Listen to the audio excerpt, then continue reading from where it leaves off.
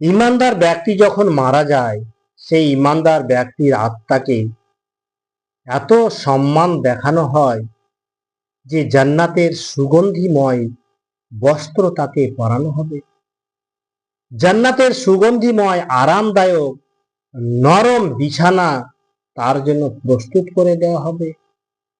কবরে ইমানদার ব্যক্তির সামনে খুব সুন্দর চেহারা সম্পন্ন সুগন্ধিময় পোশাক পরিহিত করা হবে এবং সুন্দর পোশাক পরিহিত এক ব্যক্তি তার কাছে আসবে। ইমানদার ব্যক্তি তাকে জিজ্ঞাসা করবে যে তুমি কে? সে বলবে আমি তোমার নেকামল, তোমাকে পরকালীন জীবনে আরাম ও সুখ শান্তির সুসংবাদ দিতে আমি এখানে এসেছি। তখন ইমানদার ব্যক্তি দোয়া করবে যে হে আমার রব, তুমি তাড়াতাড়ি কিয়ামত সংগঠিত করো, যাতে করে আমি আমার পরিবার পরিজনের সাথে দ্রুত সাক্ষাৎ করতে পারি।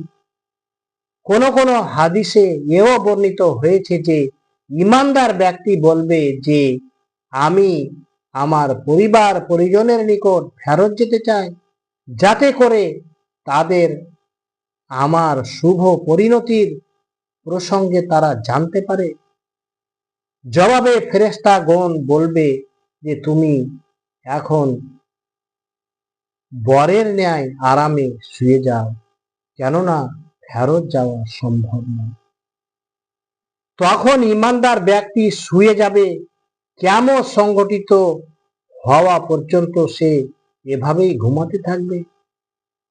শেষ বিচারের দিন আল্লাহ তাকে উঠাবে এবং তখন থেকে তার পরকালীন সফরের পরবর্তী স্তর শুরু হবে, যার বিস্তারিত বিবরণ ইনশাআল্লাহ সামনেই দেব।